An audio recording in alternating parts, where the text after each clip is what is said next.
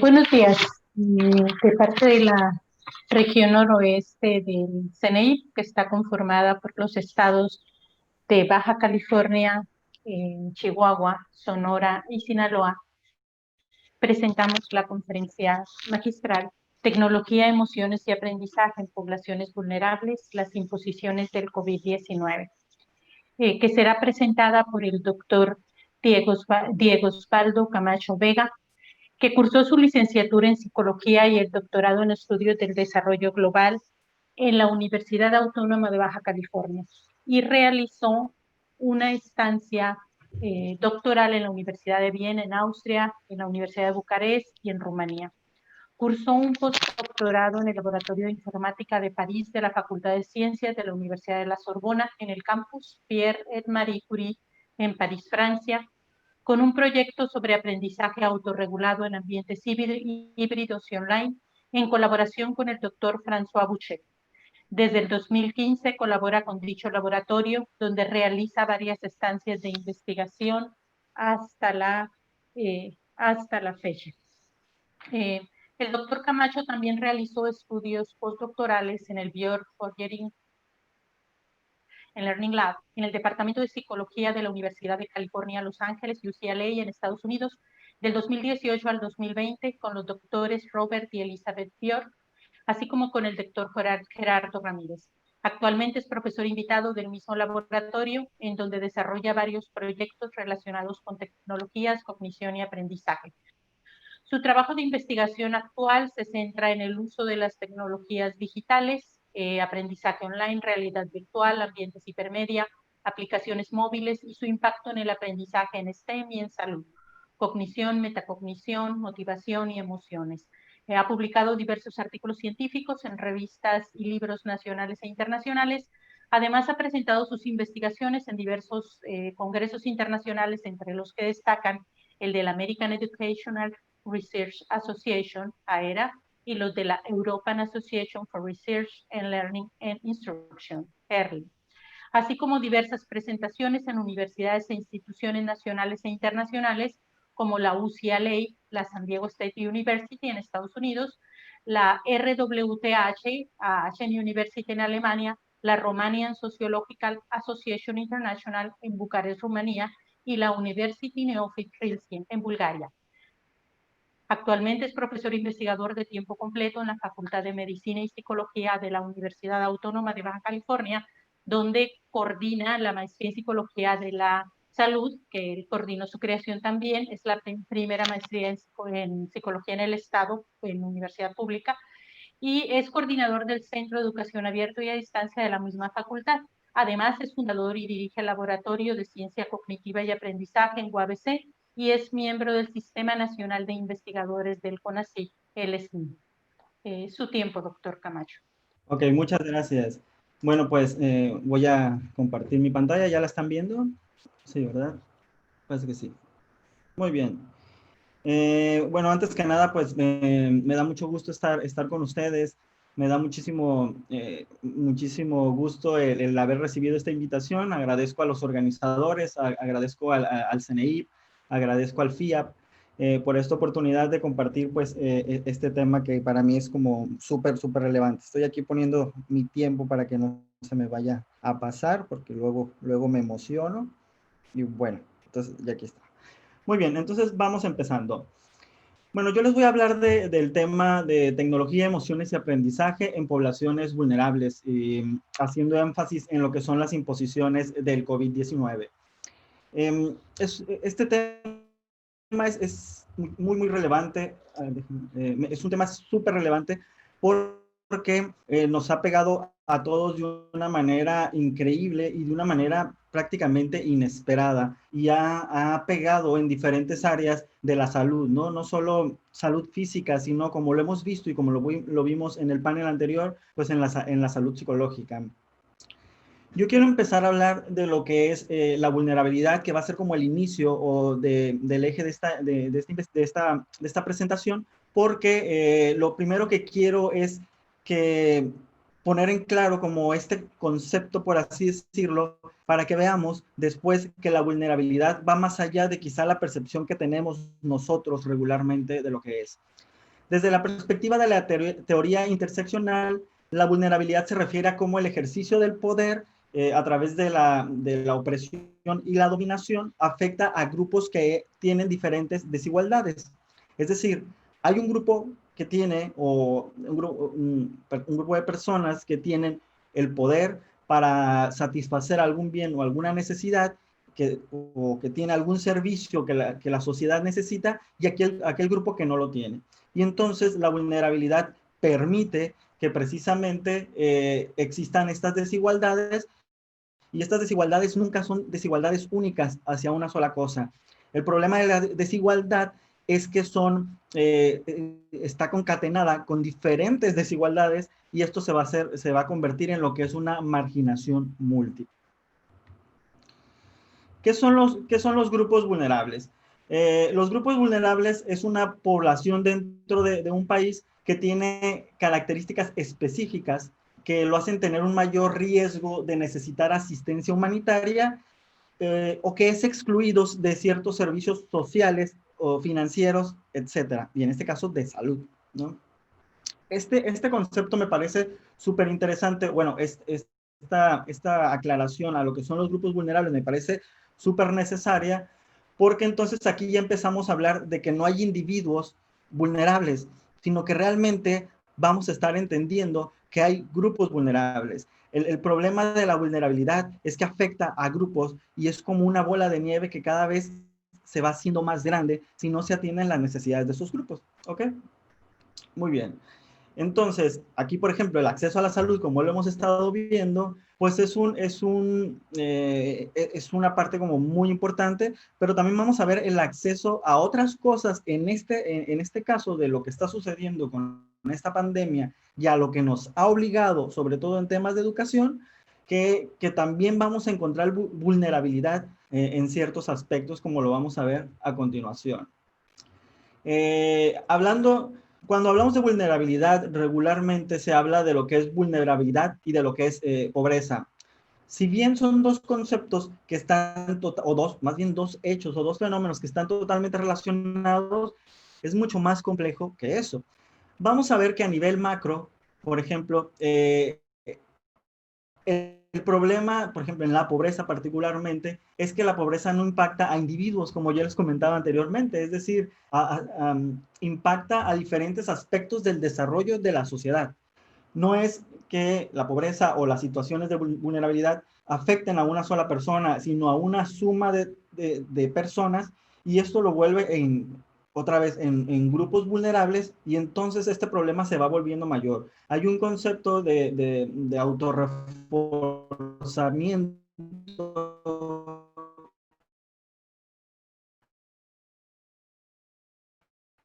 que, que hay en las cuestiones de vulnerabilidad, en donde si no se atiende esta cuestión, ya sea estas necesidades de estos grupos, bueno, al menos los países, por ejemplo, que la pobreza puede ser conceptualizada como un fenómeno autorreforzador, como se los estaba comunicando, que limita el crecimiento económico, pero no solo económico, sino también social, personal, emocional, de lo que viene a ser un individuo. Y esto nos va a llevar a algo que es bien interesante, que a veces no nos ponemos a pensar, bueno, al menos yo de repente, después de mucho tiempo, me costó trabajo entender qué es la vulnerabilidad hacia la tecnología, o qué es el acceso a la tecnología, o el acceso a la riqueza tecnológica, o al conocimiento de la tecnología. Es muy sencillo. La pandemia nos puso en una posición muy complicada, en donde todos creemos o creíamos que teníamos acceso a Internet, bien o mal, pero teníamos acceso a Internet. Me refiero a todos un poco más a los estudiantes, en el sentido de, bueno, sí, en mi país tenemos acceso a Internet. El problema es que este acceso a Internet no garantiza ni ha garantizado efectivamente que tengamos acceso a un Internet, por ejemplo, de calidad que permita realmente pasar procesos educativos a completamente entornos virtuales. Ya se conoce desde tiempo atrás que la tecnología es un medio para transmitir un mensaje o para apoyar un mensaje. Y en este sentido, la tecnología, mientras más, este medio, mientras más limpio esté, más fácil va a poder ser el poder ayudar a transmitir un mensaje. Las variables sociales que van a estar determinando precisamente esto que viene a ser las desigualdades, por ejemplo, son de muchísimas índoles. Por ejemplo, puede ser por cuestión de sexo, de edad, de etnia, de alguna discapacidad, de estatus migratorio, de construcción social de identidad, de la identidad de un grupo, de la nacionalidad. La nacionalidad también es bien importante a nivel mundial. Y aquí viene un tema que a todos nos compete, que son las condiciones físicas, mentales y emocionales. A mí me gustó mucho en el panel anterior cómo se hacía énfasis en que el psicólogo tiene mucho que ver en dos cosas. Uno, que es la salud física, obviamente la salud mental, pero cómo el psicólogo, la psicología clínica, por ejemplo, tiene un papel súper importante y preponderante en el sobrellevar las condiciones de salud física en las personas. A mí esta parte me pareció muy, muy importante, y cómo los psicólogos tenemos que vernos mucho más allá del proceso mental en sí mismo, que ya de por sí es complejo, y empezar a comprender que nuestro papel está en muchos más lugares que requieren nuestra atención. Solamente como para ponerles un ejemplo, en México, no sé, en otras partes de Latinoamérica, cómo nos ven a nosotros, a México, y esto también es un ejercicio que cabe para lo que viene a ser su país. En México, la cuestión de pobreza se puede definir de acuerdo a diferentes instituciones, como el acceso a la canasta básica. Por ejemplo, de acuerdo a diferentes organizaciones, nos damos cuenta que en una casa donde, por ejemplo, viven 4 personas, una suma que tendrían que tener, por ejemplo, el dato más crítico es el de la Coneval, para poder tener acceso a la canasta básica, es decir, a los recursos mínimos para sobrevivir esa familia, es de alrededor de 11,290 pesos en su conjunto, ¿no? Y entonces en México, de acuerdo, por ejemplo, a la Coneval, pues bajo esta perspectiva o bajo esta lupa, estaríamos diciendo que 7 de cada 10 personas en el país tienen un ingreso laboral inferior al costo de la canasta básica familiar. Entonces, aquí empezamos con el primer dilema, no dilema, sino con el primer punto, que vendría a ser el hecho de que la vulnerabilidad está más allá de vernos como un grupo que tiene ciertas garantías a ciertos servicios o acceso a ciertos bienes, y que realmente podríamos nosotros estar siendo parte de esa vulnerabilidad. Y entonces la ceguera a una vulnerabilidad en la cual nosotros también nos podemos estar, en la que podemos estar inmersos, también podría evitar que estemos contribuyendo a la solución de esas cuestiones, de esta disminución de estas brechas. ¿Ok?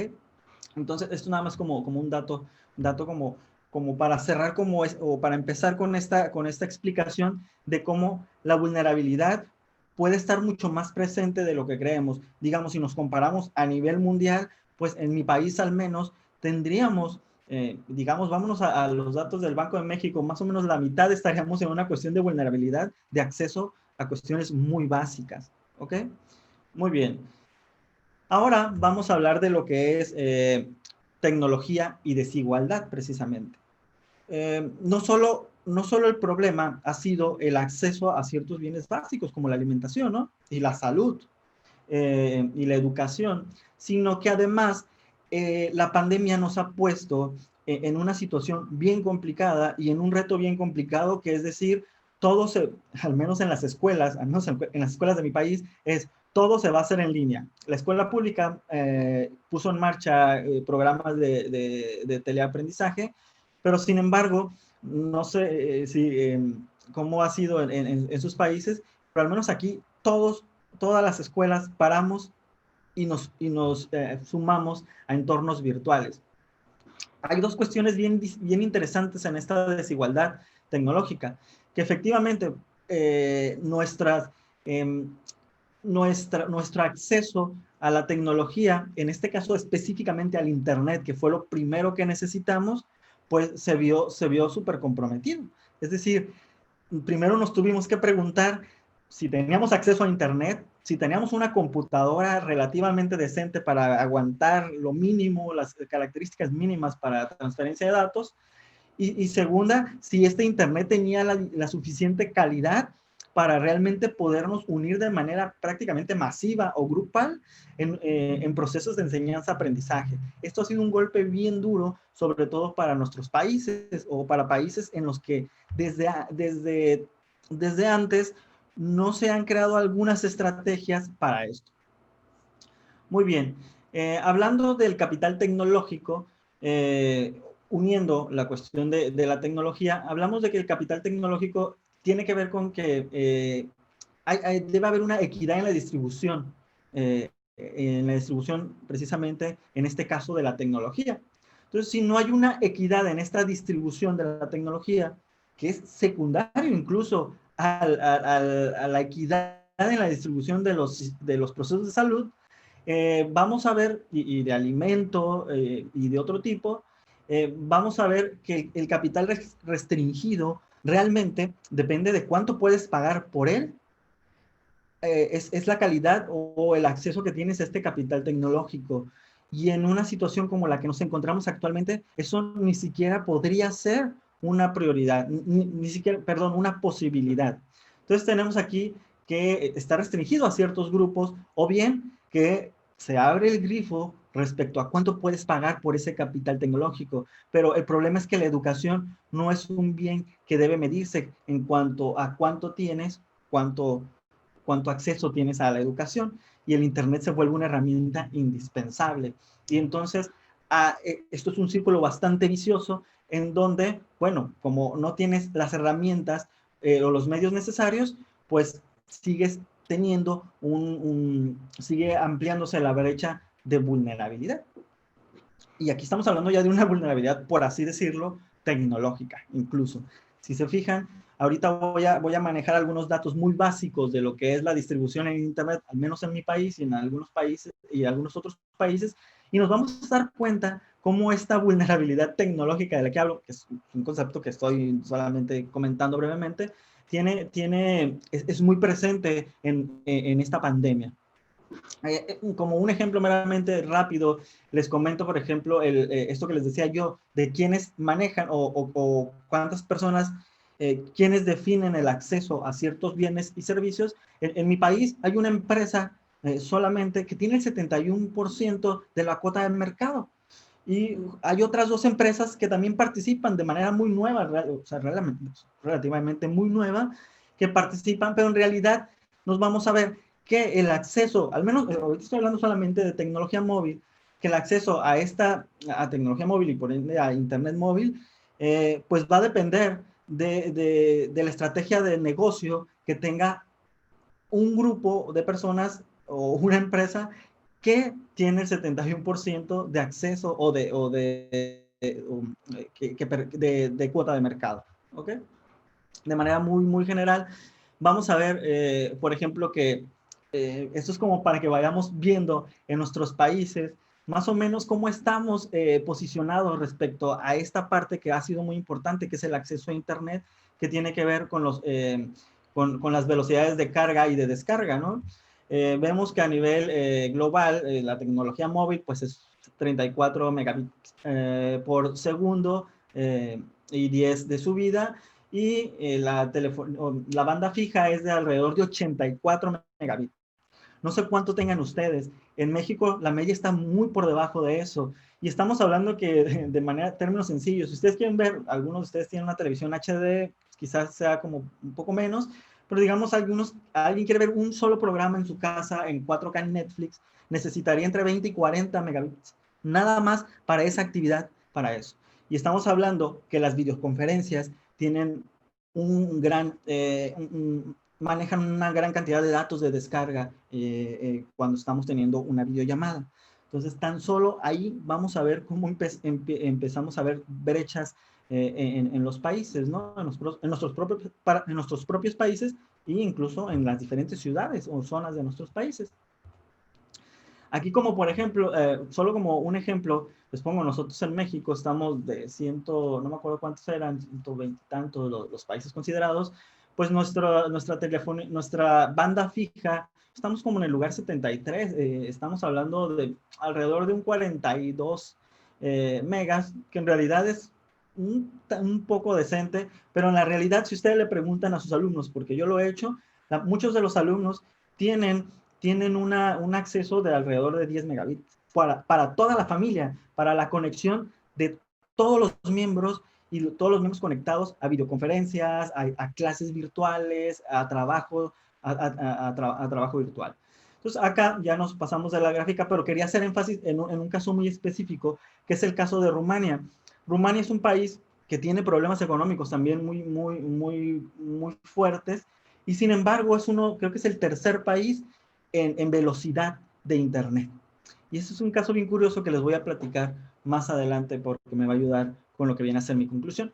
Y solamente como para decirles que en una época de crisis en donde necesitamos reforzar los recursos de salud mental, de salud física, los recursos de educación, los recursos de todo índole, también necesitamos reforzar los recursos, por ejemplo, tecnológicos, en este caso del Internet particularmente, y vemos que al menos en estas gráficas, tanto a nivel global como a nivel de mi país, pues sí puede haber un cierto incremento, pero es un incremento muy marginal que realmente no pudo ser porque el acceso o el manejo de este bien pertenece a a unos cuantos o a uno solo quizá, ¿no? Muy bien, solamente como para ejemplificar, vamos a ver que en México, pues más o menos, dependiendo si a México lo ponemos en Norteamérica, como políticamente es correcto, o solo lo extraemos y lo ponemos en Latinoamérica, donde también es correcto, pues bueno, estamos entre el 61 y 71% de penetración de Internet. Es decir, el problema no es que tengamos acceso a Internet, el problema es qué calidad de servicio tenemos a ese bien. ¿Ok? Asimismo, como me gustó mucho esta frase del Banco Mundial que dice, estar en la escuela no es lo mismo que aprender. A mí me parece que tener internet tampoco no es lo mismo que tener un internet de calidad. ¿Y por qué hago este énfasis en el internet particularmente? Porque ha sido una de nuestras herramientas actualmente para poder llevar a cabo el proceso se cambió a la que sigue, de internet, ¿no? Pero bueno, vamos a ver que en México entonces tenemos deficiencias significativas respecto a esto. Es muy curioso porque estamos viendo que tenemos diferentes problemas sociales a nivel nacional y a nivel Latinoamérica. Y por ejemplo, lo que nos dice la encuesta Gallup acerca de la encuesta sobre emociones y sobre experiencias positivas, nos indica que los latinoamericanos somos los países que referimos tener las experiencias más positivas, al menos en las últimas semanas. Es decir, de todo el mundo somos los que teniendo estas dificultades, digo, no las considero así, estas vulnerabilidades o estas carencias, tenemos una percepción muy positiva, lo cual tiene dos lecturas. Una lectura muy positiva, donde nos tomamos la vida bastante de manera muy positiva, y enfrentamos los problemas de esa misma manera, o bien, o bien algo no estamos observando en lo que está pasando, o algo no estamos atacando directamente de nuestras propias carencias, que son carencias que muchas veces no dependen totalmente de los grupos, sino que de una cierta mediación, ¿no? El único país que no es latinoamericano, que está en los índices más altos de experiencias positivas o de emociones con valencias positivas, es Indonesia. Es curioso, pero de ahí en más, los demás países latinoamericanos tenemos una percepción muy positiva, lo cual pareciera no estar como totalmente ligado a nuestra realidad social. Y acá tenemos un ejemplo de países que tienen índices más bajos, ¿no? Aquí entonces me gustaría hacer un puente respecto a lo que son las emociones. Entonces ya hemos estado viendo cómo la vulnerabilidad tiene mucho que ver con el acceso a ciertos recursos que manejan unos cuantos. Entonces, ya vamos como ligando esto de que como sociedad, al menos nosotros, a lo que nos compete en psicología y como profesores, como miembros de escuelas y de universidades, pues realmente estamos inmersos y nuestros alumnos están inmersos en ciertas vulnerabilidades más allá de las que parecieran. Nuestros, para entender el término de emociones, pues es muy sencillo, ¿no? El término de emoción hace referencia a una serie de reacciones de duración limitada ante acontecimientos concretos, ¿no? Y hay que separar, y estas emociones o estas reacciones tienen una causal y una valencia, es decir, un impacto fisiológico que puede tener una connotación negativa o positiva, o incluso investigaciones muy recientes hablan de connotaciones neutras. Y hay que diferenciarlo, no siempre se hace en investigación, pero hay que diferenciarlo de lo que es el estado de ánimo, en donde pues es un estado afectivo un poco más difuso, un poco más difícil de identificar, como la felicidad, y que es un tanto más subjetivo. Entonces, aquí, antes de pasar a lo que son a algo que les quiero mencionar de las emociones académicas, tenemos que los alumnos y los profesores y las personas en general en el día a día tenemos una serie de emociones que están relacionadas con con nuestros satisfactores. Es decir, nuestros alumnos, por ejemplo, cuando vamos a la escuela, ellos vienen de casa con una serie de cargas emocionales. Y en psicología, los que son, o los que somos, que aquí va a haber una gran mayoría, profesores en el área de la salud, no solo en psicología, en el área de la salud, nos vamos a dar cuenta cómo estas cargas positivas pueden ser bastante fuertes y en muchas ocasiones muy negativas. Y el alumno llega a un salón de clases con esas cargas y llega porque en un grupo también, dependiendo otros satisfactores que se deben de cumplir de manera básica. Ahora bien, el alumno llega a un salón de clases, en este caso a una aula virtual, ¿y qué sucede?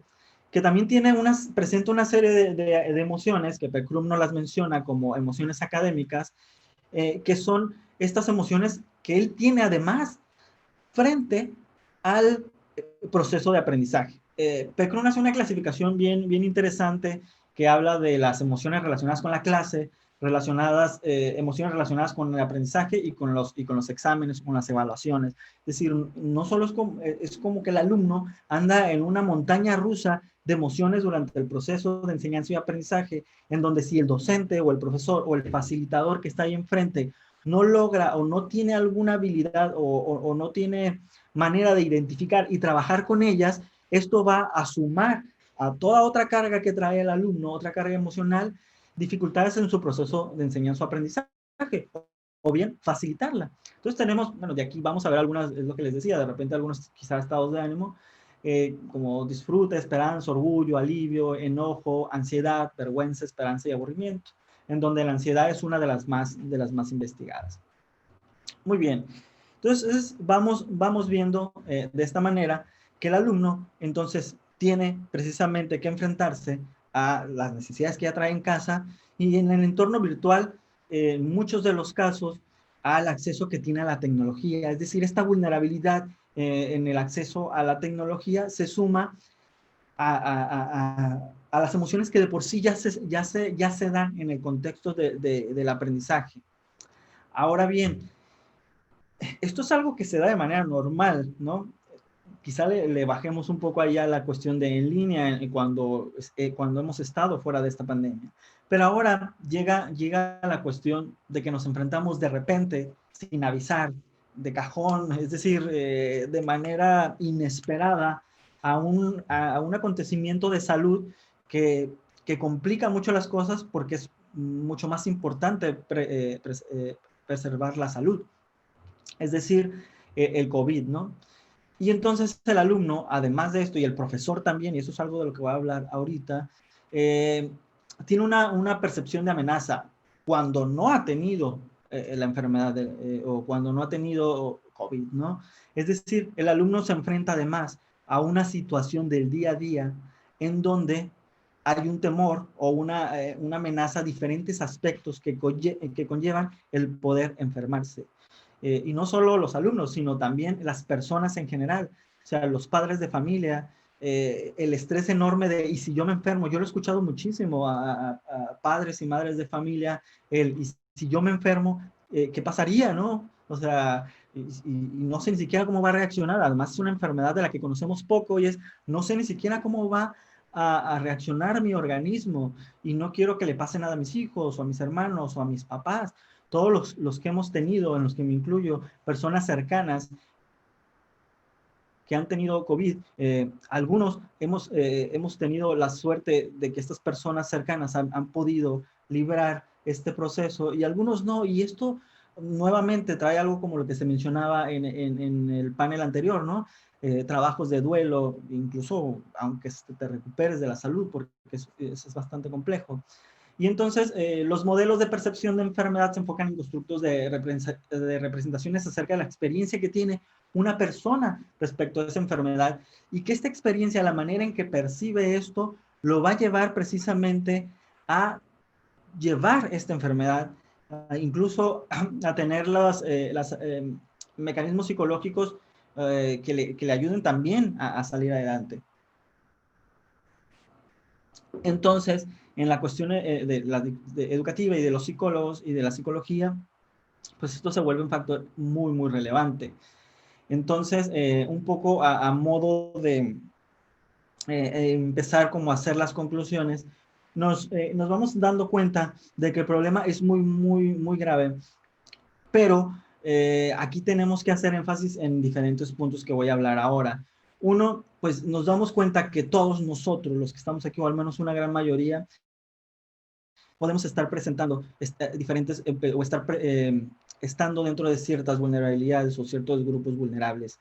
¿Ok? Entonces, la vulnerabilidad la podemos tener desde la económica, desde la riqueza tecnológica, la calidad de la educación. Es decir, en México, al menos la prueba PISA nos habla de que tenemos un nivel bien, estamos por el nivel 2 en bachillerato, sobre todo en escuelas públicas, en ciencia, en matemáticas y lectura, de un nivel 6 que podríamos estar y que las personas que están en escuelas privadas tienen diferencias significativas, positivas, respecto a estos índices. Entonces, también el acceso que tienes a cierto tipo de educación también o si no lo tienes, también te pone en una situación particular. Y obviamente a los servicios de salud, salud física y salud psicológica. Ahorita un gran temor es que no haya camas suficientes por si necesitas un respirador, ¿no? A esta vulnerabilidad vamos a ir sumando las emociones provocadas por la pandemia. Es decir, no solo este temor o esta actitud o esta percepción hacia la amenaza de contraer el COVID, sino de todo lo que está representando esta pandemia, ¿no? O sea, realmente incluso gente mucha gente se queda sin trabajo o todos vemos de alguna manera disminuidos nuestros recursos de diferente índole. Y obviamente también a los entornos esto está ligado a los entornos de aprendizaje, ¿no? Pero aquí es bien interesante o bien importante el hecho de que a mí me tocó entenderlo en otro país, quizá un tanto diferente al mío, pero no tanto, luego te das cuenta, en donde realmente nos tenemos que pensar en estrategias para enseñar a las personas a aprender a través del Internet. Es decir, yo conozco profesores ya grandes de edad que me han dicho, me va a dar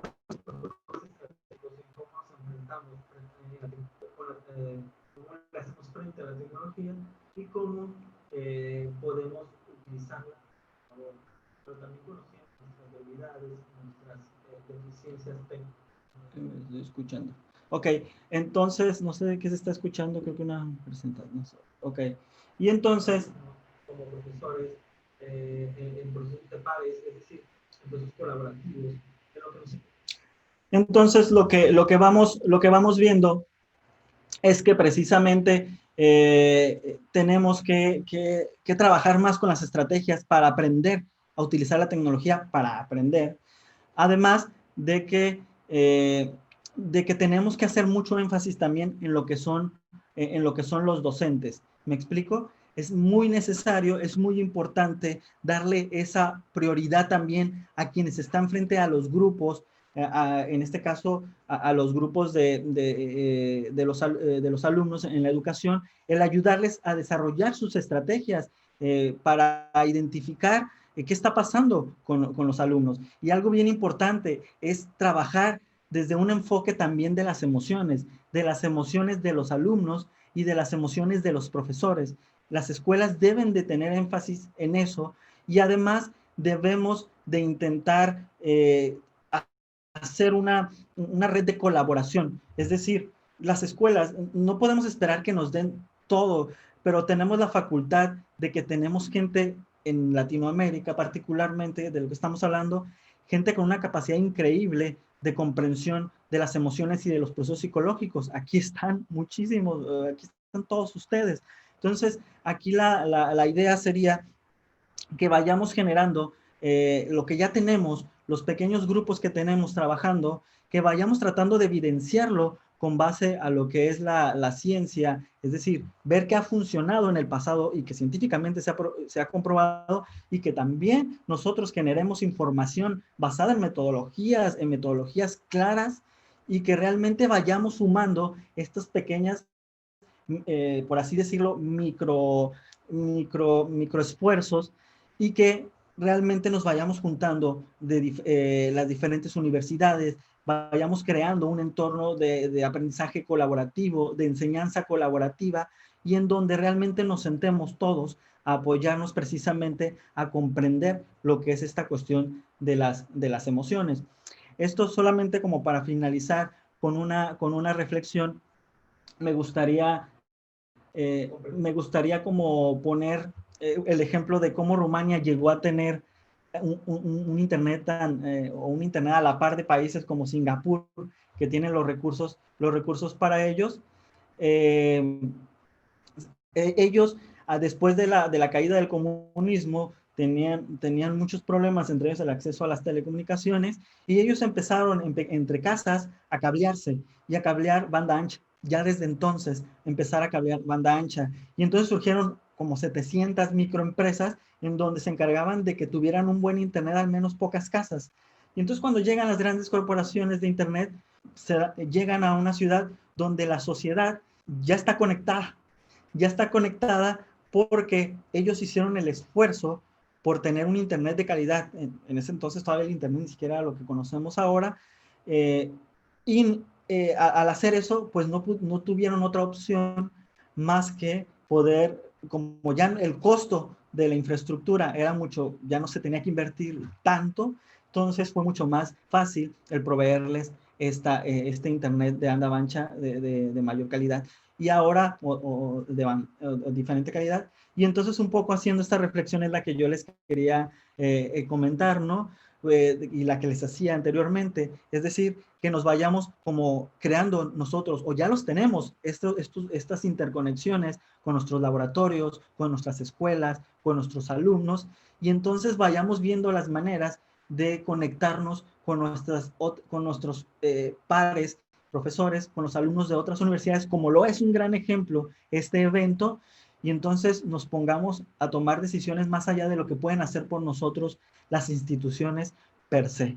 Creo que tenemos una gran capacidad, tenemos una gran voluntad, tenemos alumnos muy capaces, tenemos alumnos increíbles, tenemos profesores bien comprometidos. La pandemia nos ha demostrado que los profesores y los psicólogos tienen un compromiso social increíble y entonces hay que aprovechar eso, hay que reaccionar ante esta pandemia y crear cambios muy certeros, muy fuertes para que nuestro futuro sea todavía mucho más prometedor.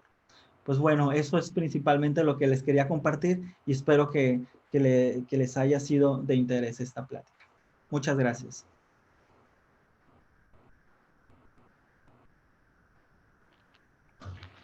Muchas gracias, doctor Camacho, tanto de parte del CNI y por su representación de la región noroeste. Una pregunta, doctor. Desde la psicología, ¿cómo podemos nosotros contribuir a disminuir estas brechas de inequidades tecnológicas? especialmente entre los estudiantes universitarios de nuestras áreas? Esta es una pregunta muy difícil. Es una pregunta que si la respondemos, pues podemos responder muchas otras. Pero yo creo que lo primero que tenemos que hacer es, como gestores de la educación, primero es comprender y tener certeza de que existen esas brechas. Uno, hacer mediante preguntarle a nuestros alumnos, conocer sus realidades, qué está pasando con ellos tecnológicamente incluso, ¿sí me explico? Es decir, a veces me toca capacitar a muchos profesores también, y de repente me doy cuenta que una gran mayoría afortunadamente tiene una actitud muy positiva, pero también hay todavía grupos de docentes que es como no, o sea, el alumno es su obligación estar en clase y estar conectado, ¿no? Y es obligación ver cómo le hace para conectarse, porque es su clase, así es la universidad, así es la vida, ¿no? Y de repente, digo, yo estoy tanto en clases de psicología, medicina, etcétera, ¿no? Y de repente primero es comprender que esto existe. En este momento, algo muy importante que hay que hacer es reaccionar. De hecho, lo platicábamos, maestra, en algún momento. Primero estamos reaccionando ante una pandemia. Es que está bien bonito, está súper bonito eso de esta es una oportunidad de cambio. Claro que es una oportunidad de cambio, pero no la pedimos. ¿Me explico? Esta oportunidad de cambio no la pedimos como no se piden las crisis. Y entonces primero hay que conocer en qué consiste esto. No vamos a resolver la brecha tecnológica hoy ni mañana.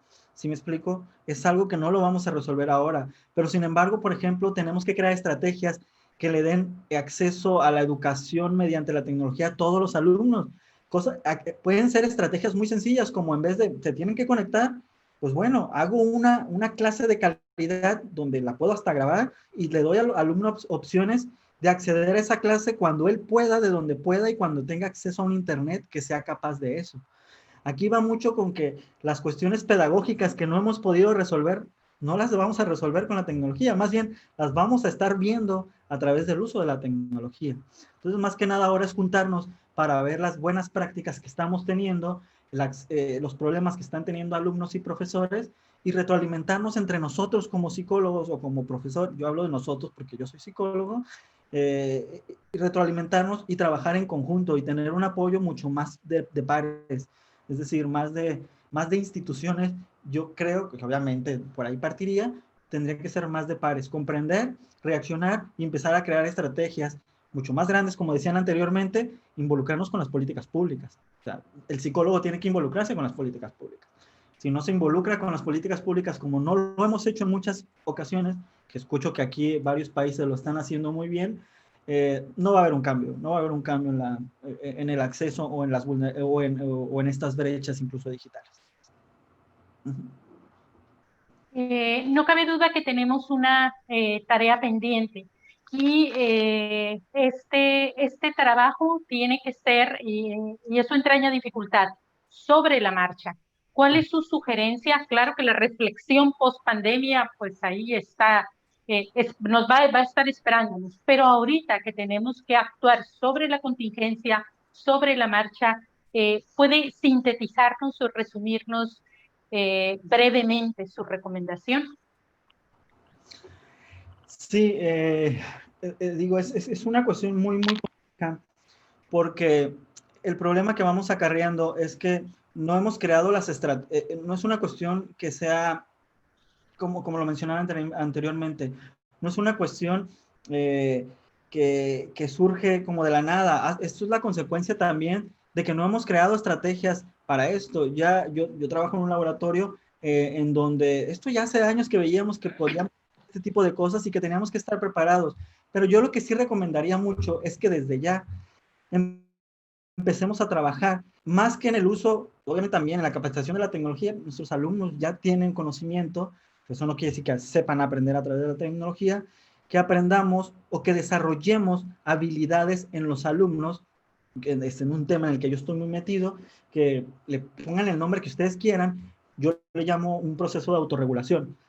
Es decir, tenemos que empezar a capacitar, a desarrollar en los alumnos de ya habilidades donde el alumno sepa utilizar la tecnología para aprender pero como estás utilizando el Internet, por ejemplo, es una cantidad enorme de información a la que tienes acceso, y si no regulas procesos cognitivos, procesos metacognitivos y tus emociones y motivaciones particularmente, esta información puede ser muy difusa, incluso puede ser confusa para el alumno.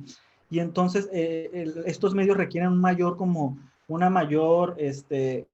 compromiso y un mayor compromiso del alumno en este proceso de educación. Entonces yo creo que los profesores tendríamos, y los psicólogos, tendríamos que empezar a trabajar con los alumnos con de qué manera ellos van monitoreando sus procesos de aprendizaje. Eso es bien importante, porque si no hacemos eso, nos va a caer otra crisis en donde tengamos que utilizar la tecnología como lo es Internet, y vamos a pasar por lo mismo. El alumno va a saber utilizar el Internet, pero no va a saber qué hacer con la información que se da a través del mismo. Y como yo decía, hay que retomar, y es algo con lo que yo trabajo desde hace varios años, y que a nivel mundial está muy fuerte, trabajar con las emociones en los entornos académicos. O sea, hay que empezar a crear estrategias para trabajar también con las emociones en los entornos académicos, y esto, nuevamente, lo primero que hay que hacer es identificarlas.